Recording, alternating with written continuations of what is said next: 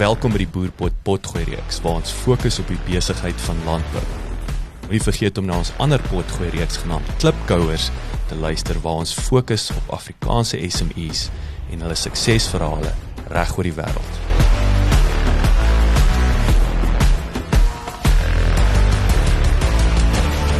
Die Vrystaat Landbou se Kongres het 7 en 8 Augustus in Bloemfontein plaasgevind. Die organisasie het vanjaar al 120ste bestaansjaar gevier en het gehoop met die kongres saam met die belanghebbendes te bou op die suksesse wat die bedryf reeds behaal het. Gernie Botha, hoofuitvoerende beampte, het verduidelik dat die tema van vanjaar se kongres die Latynse gesegde Quo Vadis was, wat in Afrikaans vertaal word met waarheen gaan jy? Lekker leer en luister. Miskien dan nie vir goeders te vra waar kom ek vandaan? Ek is in die Vrystaat gebore. En my pa is so swaar gekry met medies dat ons bles gebore is. So ons kind is ek het 5 van ons 4 broers. Almal is bles. Maar ek het nie groot geword in die Vrystaat nie. So al wat ek weet van die Vrystaat is, ons het ook nie op koffies geswat nie. Ek weet nie hoekom nie. Maar ek reg onthou, ek het vir tikkies rugby gespeel. Ek dink die sin was die punte gestuur, so ek het nooit op die sin was rugby gespeel. Ek het al 2 neers van die groot geworden, en weet jy, weet ek van die skole wat hier is, so die 2 neers is 'n dikkie en 'n dingetjie, 'n langetjie en 'n dikkie. Die dikkie en die dingetjie is altyd in die skole hier, so ek weet ek was in Grey, want hulle het elke keer as ons op vakansie gaan met my gesê. So wat interessant is, die langetjie het ons gedink is die ouer goed en rugby speel, die dikkie het Springbok geword, en nie die langetjie. Ek dink dat ek wil graag vir julle vandag oor praat, dus ek wil vandag julle praat oor Mount Everest. En so kom ons net 'n bietjie aan julle verduidelik, wat julle oor gesels. Ek wil met julle praat oor die presidente wat ons gehad het. En dit ons GDP's gelyk met dit is iets wat nie myne is nie, wat ek geleen het, of jy steel ons nie, as jy ekonomies nie weet by iemand anderste. Ek wil praat oor ons eie landbou GDP, en dan hoekom het ons bestaansreg as 'n boer? Hoekom is ons boere, hoekom is daar bestaansreg vir ons? En dan gaan ek afsluit om julle miskien nog iets twee goeders te sê oor AgriSA. So ek wil julle vra, ons gaan begin met 'n video wat van Mount Everest is. En al wat ek vra is, luister net met jou hart.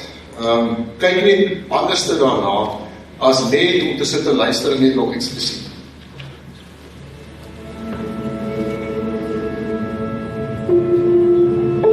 To those who are enthralled by mountains, their wonder is beyond all dispute. To those who are not, their allure is a kind of madness. What is this strange force that draws us upward? This silent song of the summit.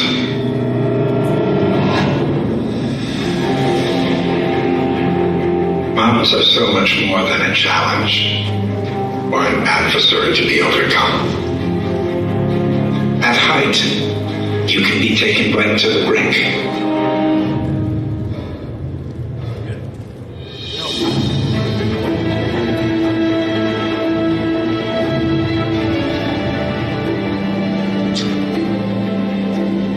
You never feel so alive, knowing that at any minute, you could die. Oh, God, take me home.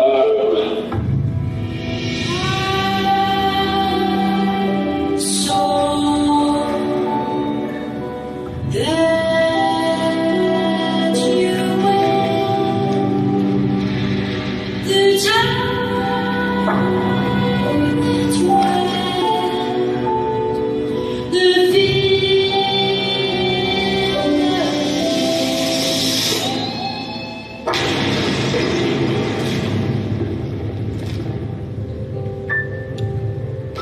The mountains we climb are not made only of rock and ice.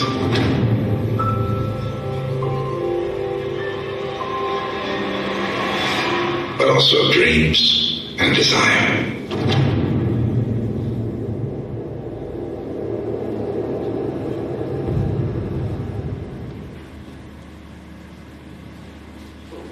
So Mount Everest is die hoogste berg op aarde bo seespieël, so bo seevlak. Wat baie interessant is van Mount Everest is, die ouens wat die berg die meeste gesamel het, is, hulle noem hulle self Sherpas. En hulle het eendag 'n onderhoud met die Sherpa gehad en vir die Sherpa gevra, maar hoe kry julle dit reg? Want jy het winde op hierdie berg wat 265 km/h waai, met 'n temperatuur van min 25, so die aanvoelbare temperatuur is seker min 60. Dit het hulle baie mooi gesê. Dit sê, the storms on the mountain never stop. And if you want to summit, you need to learn how to dance with the wind. Die eerste ouens wat gedokumenteer Mount Everest probeer klim het, was 1921 tot 1925. Twee mense, Mallory is twee Engelse gewees, en 'n ou met die naam Van Irwin. Die derde keer wat hulle probeer summit het hulle nie teruggekom. En hulle glo dat hulle wel gesummit het, maar daar was geen bewys daarvoor. So hulle het nooit gesummit nie. Hulle het Mallory se liggaam gekry in 1999. So as jy opval op die berg, dan bly jy daar, want jy kan nie, jou skil nie agteraan nie, gesê met helikopters uitgaan of Sherpas, die idee het om dit te kan doen. So, hulle het dit nooit gedokumenteer dat hulle wel gesummit het. Dis 'n geweldige attraksie vandag vir mense om dit te kan doen. Dit kos omtrent 1.5 tot 2 miljoen rand om te summit. Die suksesrate is so 55% van die mense wat gaan summit. So al het jy 1.5 miljoen betaal is te sê dat jy wel gaan summit nie. Ek het vir julle gesê van die ekstreem temperature wat daar is. Dan is daar 'n area wat hulle noem dead zone. Bo 8000 meter bo seevlak. Dis soos 'n sakkie wat jy vol gaatjies druk en jy kan probeer asemhaal. Jy het 1/3 van die suurstof as wat ons het waar ons nou is. So 'n geweldige uitdaging. Hoekom praat ek met julle oor die berg? Ek het julle gesê, my pa was self 'n boer gewees, en wie wat, sy moeder het my baie keer laat dink aan Mount Everest. En as ek dit vir julle sê, ek kan gou vir julle wys hoe blyk die route na Mount Everest toe. Dit vat jou 40 dae, vandat jy daar gekom het, om wel te kan summit. So, kom ons sê nou maar, jy besluit jy wil graag summit, dan is jou reis 40 dae voordat jy uiteindelik dit kan doen. Nou, die eerste een van Basecamp af boontoe, Camp 1 toe is die langste gedeelte, waardeur hulle loop. Ek gaan vinnig vir julle my pa se verhaal net so vinnig probeer vertel. Ek kan onthou, so my mense het ek vir julle gesê kom van Botawil af, toe Botawil om geld te maak, want ek kan onthou vir trekkers kon ek ook sê goeie oes sit. Toe ek op die universiteit was, het gesê pa, ons kan nie vir die trekkers meer tyres opsit vir die oes wat ons gehad het, wat jy gehad het as ons dit vandag het nie. Ek kan onthou op Conway was toe hy my se fokus in 135 gekoop, maar ek dink 5 op 6. En hoe die foto's geneem het, hoe die 3 of 4 trekkertjies so langs mekaar getrek het. Ek glo nie die jong manne weet vandag wat die 135 is. Daai tyd was dit absoluut fenomenaal. Daar's 'n span gewees wat 9 keer probeer het om te summit, met 400 mense om hulle te help. In 1953 het 2 ouens probeer summit. Ek dink die kompetisie se naam is. Hulle het 100 meter van die summit afgekom en uit suurstof uitgeloop en dit nie kon doen nie. En 'n dag daarna het Edmund Hillary en Tenzing Norgay dit wel reg gekry. En hulle was die eerste mense wat gesummit het. So van 1921 af tot 1953 was daar letterlik 10 keer mense probeer om dit te kan doen. Tenzing Norgay het 6 keer geval. En die 7de keer was hulle daar gewees. Ek kan onthou toe my pa geoes het, was dit 4 ton hektaar droë land en dit was uitstekende opbrengste. Waar is ons vandag? Wat is ons vandag? So my pa het in sy lewe ook gesummit. Die ou wat die meeste gesummit het, Mount Everest is 27. Daar's vandag al 12.000 mense, 12.000 keer het mense gesummit. En net 6.000 mense die 12.000 keer gedoen. Wat het dit met landbou uit te maak? Hoekom praat ons daaroor? Ek dink landbou is by 'n punt dat ons 'n nuwe wind het. En ek dink die winde van verandering is geweldig groot. Ek gaan nou vir julle een of twee goeders net wys daar. Maar wat ek geleer het vir my eie lewe uit my huis het waar ek groot geword het is, my pa het baie keer gesummit en moes terugkom. Of baie keer die summit nie gemaak nie, maar teruggegaan na Basecamp toe. Maar hy het nooit opgehou nie. Hy het nooit opgehou as daar 'n wind was wat te erg was. Wat wonderlik was is, as jy kyk waar hulle was vandag, my kinders ken nie iets anders as 'n GPS as wat dry in die buiteland. Baie keer vir hulle gesê, julle lag vir oupa as hy sy GPS moet gebruik. Maar nie een van julle boeketiele kan ry met 'n boek, Oupa het dit reg gekry. Die verandering wat gekom het, hoekom het 12.000 mense vandag al gesang het. Die tegnologie wat ons vandag het, 2 mense is nodig, by elke ou wat saam het is dan nog 1 nodig, so 2 ouens saam het uiteindelik. Daar was 400 vir die eerste 2 ouens. Ons hele landskap het verander in landbou. En die ewerste sal ons 'n dans moet kry vir dit waar ons vandag is. Ek het gegaan, en hierdie is 'n ding wat Frans Corneer vir ons gedoen het, en ek wil vinnig net dit vir julle wys, want ek dink politiek het 'n geweldige impak tussen ons 2 ore, oor hoe ons dink oor landbou. En ek wil net vinnig vir julle iets wys. So daar is elke termyn van elke president is uitgelê. Die eerste ene is toe president Nelson Mandela ons president was, en ons gemiddelde GDP was omtrent so 3% gewees. Sy termyn daarna was president Thabo Mbeki gewees, en hy het ons bo 4% geval. Dis die langste termyn wat ons nog gehad het in die laaste 30 jaar. So ekonomies gewys was dit ons beste tyd in Suid-Afrika gewees. Hierdie is die totale GDP van Suid-Afrika. Toe ons die ekonomiese insinking, so president Galema moet klaar te, kan nie die skuld kry vir wat daar gebeur nie, maar dit is geweldig impak in ons ekonomie gehad. Toe president Jacob Zuma aan begin kom, het ons teruggeval na 'n laer vlak as wat ons gehad het toe ons begin het met president Nelson Mandela. COVID het 'n geweldige impak gehad op president Cyril Ramaphosa se periode, en ook 'n geweldige impak gehad, negatief en positief. En hy het omtrent op dieselfde gestop as waar president Jacob Zuma ons verlos het. Die vraag is nou net, die volgende periode het nou aangebreek. Government of National Unity. En ek wil julle 'n vraag vra. Ek sit in 'n vergadering wat al die top besigheidsouers in die land met mekaar gekom het met minister Cyril Ramaphosa, en 'n gesprek met hom gehad het oor inisiatiewe wat hulle het oor hoe die infrastruktuur in Suid-Afrika te ontwikkel, na energie te kyk. En in die vergadering, ek lees graag, is al die groot konklusies wat nie CEO's is van maatskappye nie, maar eienaars van maatskappye is in die vergadering. Die eienaar van Pick n Pay word die vergadering by. Janie die raad is in die vergadering, kan al die name vir julle noem, en ek skrik, ek is in verkeerde besigheid nie. En hulle praat oor besigheid. En ek kan onthou die dag toe ons daar sit en hulle praat oor die ding, toe is ek so vrees in my hart om te sê, wat sê ek vir die klomp konklusies as hulle ons vra, wat sê landbou? En iets word in my wakker, want ek kom in die varkbedryf, dit is 'n fantastiese bedryf wat geweldig goed gedoen het, en geweldig impak gemaak het vir die boere self. En iets, daai dag gebeur daar iets. Ek kan nie opstaan en sê, Agri SA verteenwoordig elke kokketiel in Suid-Afrika wat 'n landbou is nie. En ek wil dit graag definieer, want ek dink ons struktuur is baie goed. So almal neem graag deel. Maar weet julle, dat die graanindustrie is geweldig goed, maar hulle tree op namens graan. Die sitrusindustrie is geweldig goed, maar hulle tree op namens sitrus. En ek kon nie daar staan en sê, maar ons is 'n government of national unity. So die vraag vandag is, dis waar ons tot in 'n maand is ons 'n government of national unity? Of ons is nie een?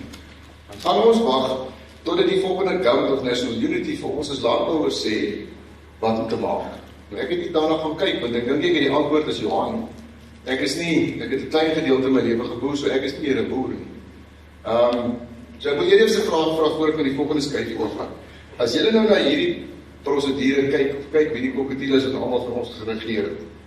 Watter een van daai wat daar is, dink julle het vir ons as landbouers die laagste confidence gegee? En daar is 'n meter wat hulle gebruik, wat hulle business confidence meet, noem ons landbouers confidence. En landbouers confidence meet hulle met tot sover om te sê wat is die swak skuld wat by banke is.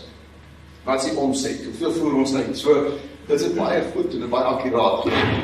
So ek vra vir julle, as julle nou vir hierna moet kyk, nou watter een van daai sou julle sê, dis waar ons as landbouers, ek dink die laagste confidence gehad. Nou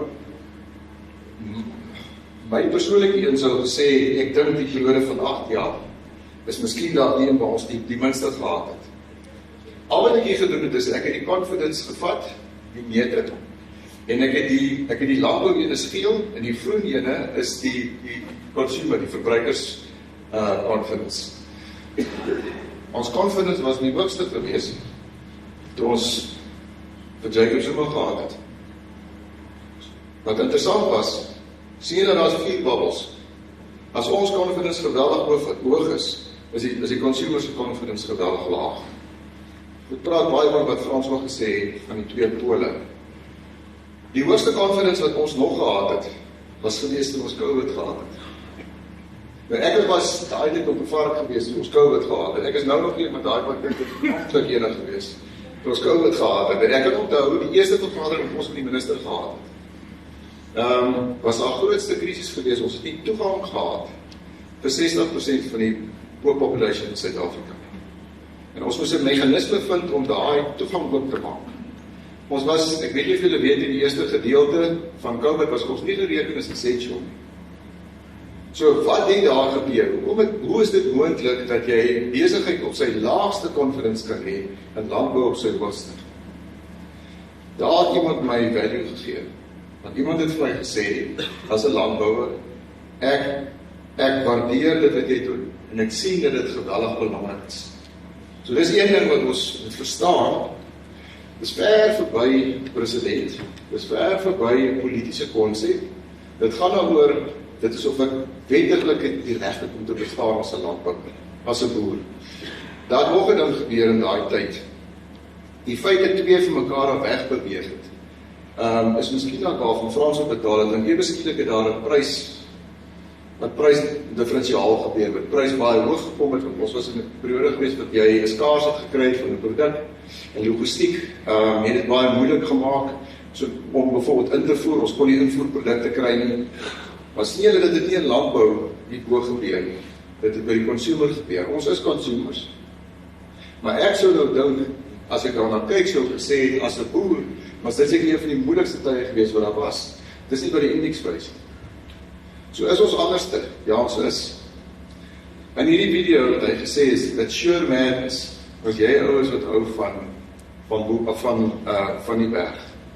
Nou ek wil vir julle sê, as jy buite landbou staan, en jy kyk na iemand wat laas jaar 'n droogte gehad het, en pragtig volgende jaar gaan saai weer op dieselfde lande, en hy spandeer weer nie daai geld. Dis madness, maar dis wie ons is. En dit is juist dit wat ons goed maak as landbouers. Hierdie het ek gegaan en ek het die GDP gevat van landbou self, en ek het die GDP gevat van Suid-Afrika. En dit lyk na 'n besige grafiek. Ek het weer 'n keer vir julle die wit lyn is die indeks wat dit is vir die landbou, om te sê wat die confidence is. Ek wil net vir julle twee goed uitwys. Die eerste 2 gedeeltes wat ek het net na die negatief gaan kyk. Die eerste 2 negatiewe gedeeltes wat ons gehad het was toe ons die nuwe regering gehad het, het geen boer vertroue gehad. So dit was baie sterk polities getref. Die tweede ene was presies dieselfde en dis toe ons rade begin ontbind het, 96, 97, 98. En miskien moet mense dit dalk sê, die ontbinding van rade het nie noodwendig gekom van 'n regering nie. Die vrymarkstelsel het nie gekom van 'n nuwe regering. So dit is eintlik die enigste 2 wat ons polities kan konnekteer en sê, maar dit is hoekom ons 'n negatiewe GDP gehad het. Dan het ons, die sterkstes was, food and mouth was 'n baie groot impak op ons, want 1, 2, 3 keer het ons droogte gehad, wat elke keer vir ons 'n negatiewe GDP gee. Die 2008 krisis is 'n moeilike een om te definieer, want ek dink, dis 'n black swan event, wat Kobus het gesê het, wat geweldig groot is, maar dan het 2 ander gebeur, waarvan ek een wil uitsonder. Die meeste wat ons nog gemaak het in ons laaste 20 jaar, was toe ons COVID gehad het, ons kom weer terugsit. Nou, ons kan die ekonomie daar agter sit. As jy die confidence level saam met dit sit, dan is daar iets wat ons mekaar moet sê. Wie die volgende staatspresident is, bepaal nie wat ek op my plaas kan nie. Dit bepaal nie noodwendig die sukses van wie ek is nie. Maar voor my julle nou praat word, luister nou net eens laag. Ek sê nie dat ons nie regte mense nodig het. Maar wat ek graag wil wys is, ten spyte van wat ons al deur is in 30 jaar, ten spyte van waar ons was in die vorige 30 jaar, skiet landbou elke keer ligte uit. Hierdie is 30 jaar. Toe ek 'n kind was, as jy goud gehad het, vir al die tallies wat nou baie erg oor openbaring was, gesê, met goud koop en is al wat ding wat waar is, Dit is wat die woord sê. Maar goud was die bate gewees van Suid-Afrika. Die myne in Suid-Afrika op die map gesit. Kyk wat het met mynbou gebeur. Kyk waar is manufacturing vandag en kyk waar staan land. Hoekom is dit so? Wat is dit wat anders is? Hierdie is die trade balance, beteken dit wat ek invoer en wat ek uitvoer. Ons het 6 maal gegroei. Dit beteken nie in persentasie gewys is nie. Ons vermenigvuldig. So dit beteken 1 maal, 2 maal, 3 maal, 4 maal, 5 maal in die laaste 20 jaar. Daar is baie negatief wat mens daarom kan sê, na watter mark toe nie op is nie, hoeveel ons dit kan meer doen. Al wat ek vir julle bewys is, dis wie ons is as landbou. So die vraag vandag is, ons het die geleentheid en dis waar ons is, tot the government of national unity. En ek het dit al van minister Geerhuis self gesê, ek dink nie hy alleen van dit maak. Want die berg wat hy moet klim is 'n politiese berg, die berg wat ons klim is 'n landbouberg. Ons moet 'n besluit neem en sê, ons gaan dit maak werk. En as ek gaan kyk na wat die geskiedenis my vertel, en waar ons is, en wat se trend daar is, dan besef ek dat landbou die vermoë om 'n herlewing in Suid-Afrika te kan bring. En dit gaan gebeur. Maar die herlewing kom nie uit 'n regering uit wat goed is nie. Dit is ons werk en dis hoekom ek hier so is. Die herlewing begin wanneer elkeen van ons besef, dit wat ek op my plaas doen, en waar ek boer, het 'n geweldige bydrae tot waar ons gaan kom. Ek het met een van die megaboere afspraak gemaak, en hulle gaan sien. En natuurlik was die eerste afspraak nog nie, wat doen Agri-SA, en waar is Agri-SA se raakpunt, en ek het hom toe gestop, en ek het hom 'n vraag gevra. Ek het hom gesê, het julle ooit al die gesprek gehad in julle bord, dat julle wat landbou is, en wat 'n geweldige groot rolspeler is in die Weskaap, 'n groter impak het, as die regering? Ek kom met die antwoord nie. Ek sê julle het, maar jy het nog nooit so daaroor gedink nie. Ons het 3 ure daaroor gepraat. Vir 3 ure lank, nie dit gedebatteer nie. Maar die konsep wat, en die groot ding wat gebeur het, is dat eienaarskap beheer vir 'n beter Suid-Afrika, nie by 'n regering, want ons het toen nog nie eens geweet wie van maak is. Want dit wat op die plaas gebeur.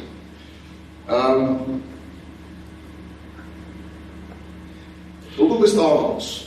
Ek dink vir 'n baie lang tyd, en dis maar ons politiek, en mense moet dit maar verstaan, vir 'n baie lang tyd het ons amper 'n politieke stelsel gehad wat ons wou regmaak. Ons is verby dit. Ek dink ons is verby die punt om verskoning te vra.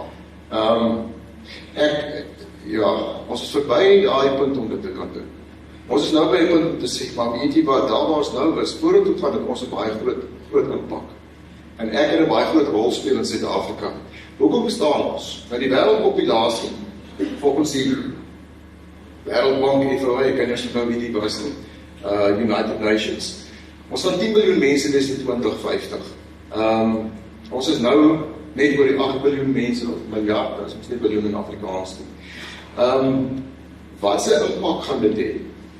Nou, die grootste groei was gewees na die Eerste of die Tweede Wêreldoorlog. Was daar 'n geweldige populasiegroei. En inkrementeel is die populasiegroei vandag kleiner as wat ons gehad het toe. Maar dis nog steeds 'n geweldige sprong in ons populasie. Maar dit is nie een van die grootste krisisse. Die grootste krisis waarmee ons sit vandag is 55% van alle mense woon in stede. In 1900s het 5% van alle mense in stede gewoon. Dit beteken mense het in landelike gebiede gebly en hulle self kos produseer. Miskien ook gewerk op ander plekke, maar nie noodwendig het nie in die stad gebly. Die begin van die eeu, 1900s, was daar 6 stede in die wêreld wat meer as 'n miljoen mense as populasie gehad het. In 60 jaar is daar 378 stede, dus wat 1 miljoen mense het. Hulle reken, dit was die begin van die 2000s, is daar al 600 stede in die wêreld wat meer as 1 miljoen mense wat in stede bly. Hulle het nie die vermoë om kos te produseer. Die grootste stad, die grootste metropool in die wêreld het 37,5 miljoen mense, Tokyo, Yokohama. Daar's geen manier dat daai populasie vir homself kos kan produseer. As hy een werk is in die wêreld wat verseker is, dan is dit landbou. Want mense moet eet. Maar weet ek dit, want julle grafiek het my gewys in COVID, is presies wat moet gebeur. Maar toe was daar ook wel 'n fokus op landbou gewees om te sê, maar ons moet seker maak dat mense wel eet. Daar gaan 'n paar dinge gebeur. So die eerste ding is voedselsekerheid, food security, gaan 'n geweldige groot konsep word. Geen grens, geen rode gebied, niks gaan mense keer wat ons is. So voedselsekerheid gaan 'n baie groot konsep word. Nie net in Suid-Afrika nie, want ons speel ook 'n rol na die buiteland toe. Die tweede ding is die environmental sustainability. Kan jy dit dink? Wat gebeur met die hulpbronne as jy ewe skielik 2.5 miljard mense meer het en kos te gee in 30 jaar? Hulle reken as ons op dieselfde basis moet aangaan met dieselfde produktiwiteit wat ons het, en ons wys net soos wat dit nou is, want daar's baie wat jy kan doen om die produktiwiteit van kos beter te maak, as dit nou ons mors omtrent 35 na 40% van alle produksie. Maar kom ons sê jy los als net soos Kobus nou gesê het, die mooi aannames, dan reken ons moet 3 miljard hektaar nuwe landbou genereer om daai 10 miljard mense kos te gee. So die impak op die omgewing, op natuurlike hulpbronne is geweldig groot. Die tweede ene is klimaatsverandering, of die derde ene. So kom ons van die aanname dat nie een van ons het glo nie. Ek was by COP28 gewees. 118.000 mense woon die ding by. Ek dink 1.500 van hulle lyk soos ek, en die res is daar met jy vir jou dogter sê, ek kom nooit met so koketiel by die huis nie. Maar dis realiteit. Dis wie dit is. So al glo ek nie in klimaatsverandering. Die wêreld glo klimaatsverandering. Weet jy hoe weet ek dit? Januarie is ons in Duitsland. Voor nou die boere nou regtig kwaad geraak. Wat dryf daai kwaad in Duitsland? Dis 'n regering wat gesê het, ek sit met 'n natuurlike hulpbron wat nie meer dit kan maintain nie, wat sê klimaatsverandering is 'n groot realiteit, so hy skep 'n wet, en die wet finansier hy deur die subsidie wat hy gee aan die boer. Hulle kry tussen 75 en 80% van hulle totale inkomste uit subsidies uit. So of dit nou vir my 'n realiteit is of nie, so voor ons beklei om te sê glo nie in klimaatsverandering is, die wêreld glo daaraan. En die volgende is nou interessant dat Kobus daaroor gepraat het is. Finansiering gaan daardeur kom. So daar's twee dele van finansiering. Die eerste ene is om klimaatsverandering te kan beklei, climate smart te kan doen. Dis die ene. Wat moeilik is, want dit moet jy deur 'n regering doen om daarby uit te kom, so ek weet nie hoeveel van die geld uiteindelik by ons gaan kom nie. Maar dan is daar 'n ander ene, dat investeerders, en nie noodwendig nou ons banke nie, maar die monetêre geld wat in die buiteland kom, wat in die mark is, om ons boere te finansier, gaan ESG aan dit koppel, om te sê, maar, kom, jy kan met my meer geld leen, ek weet jy plaas waar jy werk, die mooi trekkers en alles, maar as jy nie die volgende standaard kan voldoen, dan kan ek jou nie verder finansier. Dis klaar besig om te gebeur. So al glo ek nie daar, want dit is 'n realiteit. Ek dink ons kan baie daarin doen. En ek dink Suid-Afrika is, of jy wil glo of nie, ek dink ons is frontrenners met juist climate smart farming. So dit gaan gebeur. Ek dink die organiese groei, het ek met julle gepraat oor wat se geweldige behoefte daar gaan wees, net op die populasie groei. Die laaste een is, ek dink vir die eerste keer sien die wêreld dat landbou 'n geweldige belangrike sektor is in die wêreld. En so die 10 miljoen mense, as dit ons nie opgewonde maak nie, al ten spyte van wat vir ons gaan kom, dan verstaan ons nie eintlik die industrie waar ons is nie. Ek het die tweede laaste gedeelte is, wat gebeur in Afrika? Dit vat die Afrikaner, en ek wil net vir julle sê, ek is Afrikaner, dan is ek, al lyk het so wat ek lyk, ek is al die 11de geslag nie, so ek dink iewers te kwalifiseer ek om Afrikaan te wees. So die Afrikaner wat my voorgeslagte insluit, het dit hulle gevat na 2005 toe, dit was ons 850 miljoen mense. So dit het ons letterlik 2000 jaar gevat om daar te kom. Toe vat het ons 25 jaar om 40% te groei. Maar dis nie die krisis nie. 2025 tot 2045, gaan ons op 100% groei. Beteken, ons gaan letterlik verdubbel. Nou, Suid-Afrika was altyd self-sufficient, selfbehoudend geweest tot kos, tot voedselsekering. Hulle is 'n net invloeding teen die getal wat ons nou het. Die tweede ding is, 48% van Afrika se mense is afhanklik van landbou. By ons is dit nie 48%. Hulle reken in Europa is dit 3%. Switserland is lyk my een van die lande wat die minste afhanklik is van landbou. So 48% van Afrika se mense is afhanklik van landbou. Die middelklas verdriedubbel. Hoekom praat ons daaroor? Want weet jy, die vorm van die kommoditeit waarmee jy boer, pas miskien dan nie meer in die middelklas in nie. Maar dit beteken nie dat die kommoditeit nie meer waarde het, maar ons sal anders bedink. Want hierdie is realiteite wat gebeur. 25% van Afrika as 'n totaliteit sy GDP kom uit landbou uit. So landbou in Afrika, dis non-negotiable. Dis 'n geweldige groot impak in die Afrika ekonomie. 75% van Afrika se boere is kleinboere. So ek het in Afrika gefinansier, ek het 6 jaar, ek het 3 jaar in Afrika gebly en 6 jaar in Afrika gewerk. Daar is nie mega boere soos by ons nie. Daar is, ek kan op een hand tel in Zambia, ons het oudsal 10.000 hektaar gesproei, 2 oeste per jaar. So daar is sulke boere. Maar Afrika se hele substance is small scale farming. Dit is 'n realiteit. Hoekom wil ek dit vir julle sê? Die realiteit wat ons in Suid-Afrika is, jy gaan solank as wat jy leef, en ek sien jy is bietjie jonger as ek, en jy klein boer in Suid-Afrika, gaan nie weggaan. Dit gaan nie weggaan nie, dis 'n model wat in Afrika werk. Daar is nie 'n ekonomiese model wat jy uit die kommersiële konsep uit by die small scale se model kyk en sê met die twee maak nie geld. As ek 'n varkboer is wat klein is, dan kry waste verniet, dat my kos verniet, dit kos die ou wat duidelik kos op die grootste boere is kos om 73 tot 75% van die totale koste. As ek klein is, dan kry die kos nie verniet. Dan kan die varkie net 2 weke, ek tel 3 kg.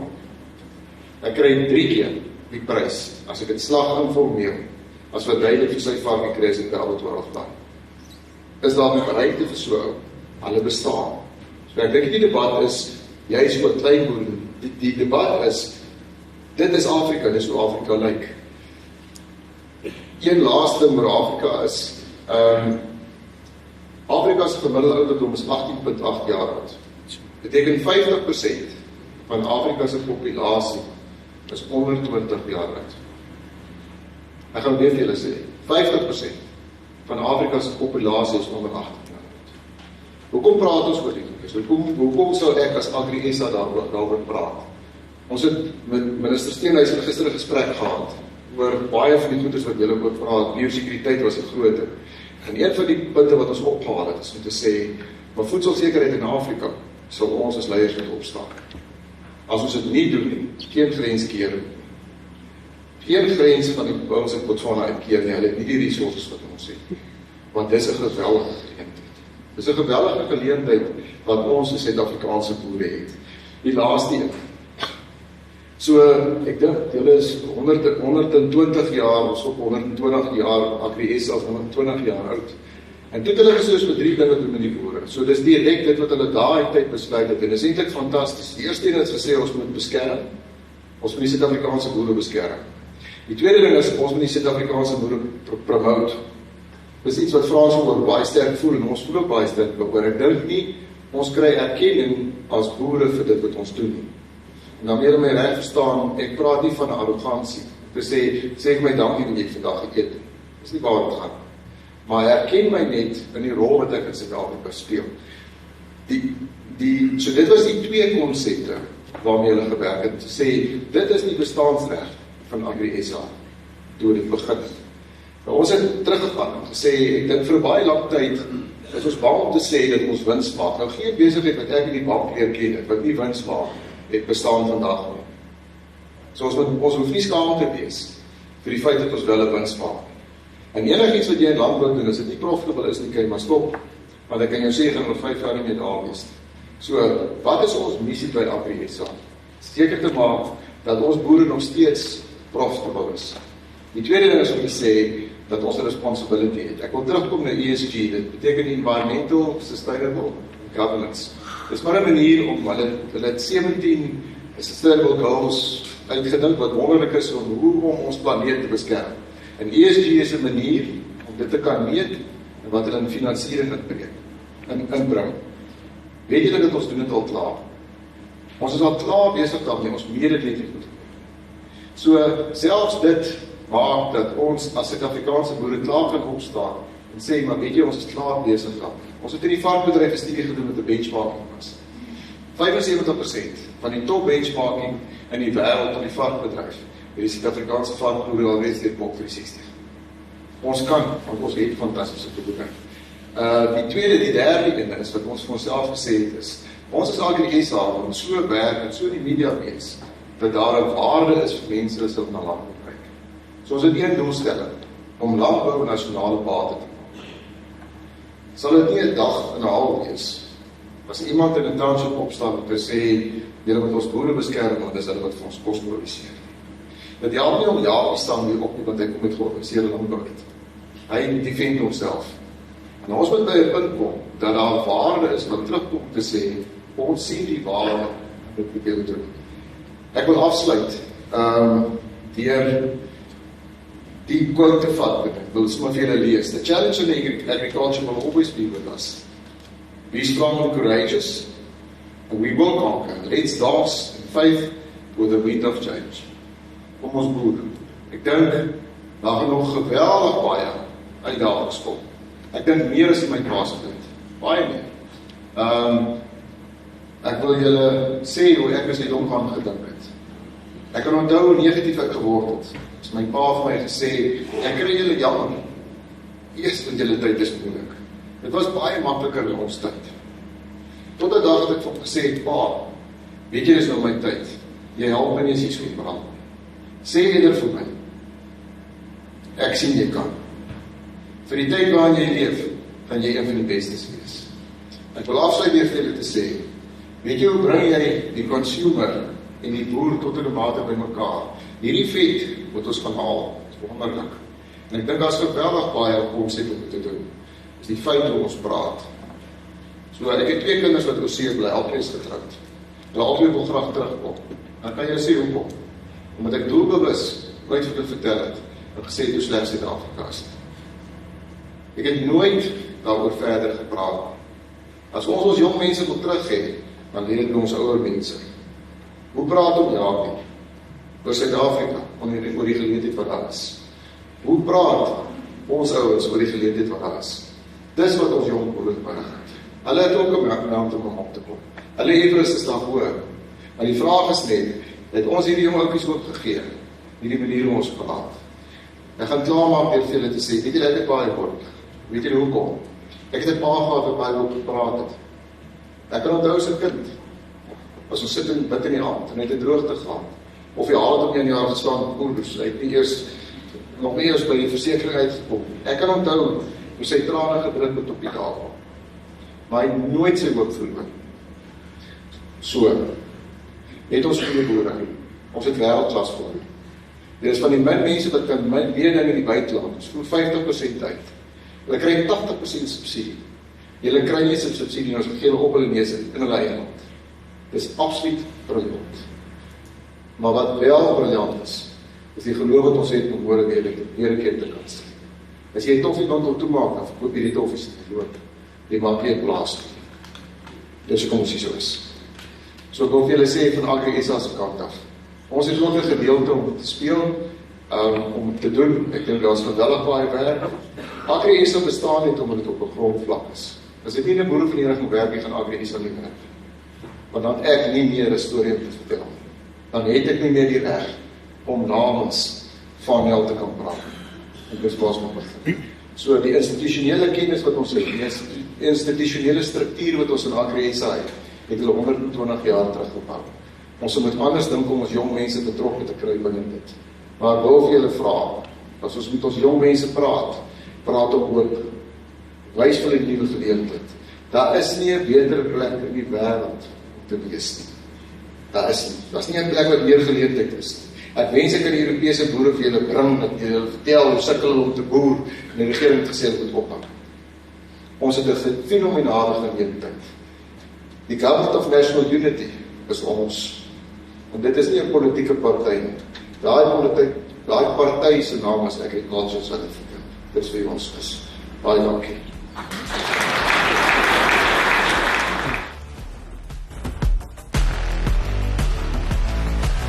Dankie dat jy geluister het. Besoek asseblief ons webwerf by www.klipkouers.com. Teken sommer in sodat ons jou op hoogte kan hou. Baie belangrik, gaan luister na ons ander potgooi reeks en episodes op Spotify, Apple Podcasts of YouTube. Baie belangrik, as jy hou van wat jy hoor, los asseblief 'n resensie sodat ander lekker mense soos jy van ons episodes te hore kan kom. En kom volg ons op sosiale media. Gesoek net vir Klipkouers op Facebook, Instagram, Twitter, TikTok en natuurlik LinkedIn.